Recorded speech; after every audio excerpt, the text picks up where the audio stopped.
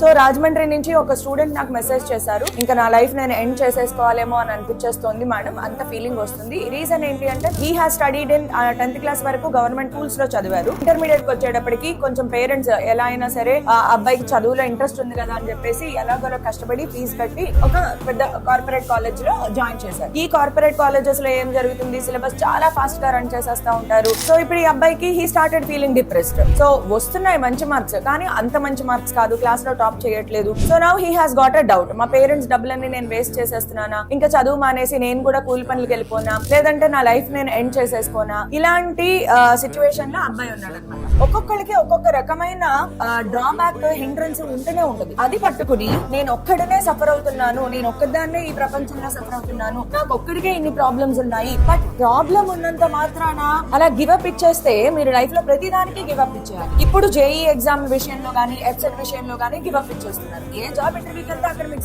Select అయిపోతారా? అలా జరిగితే ప్రపంచంలో అందరికీ ఉద్యోగాలు వచ్చేయాలి, అందరూ వెల్ సెటిల్డ్ ఉన్నారు కదా. సో అన్నిట్లోనూ అన్ని బాగా జరగవమ్మా. వీటన్నిటిని తట్టుకోవాలి అంటే ఫెయిల్యూర్స్ ని టాకిల్ చేయడం నేర్చుకోవాలి.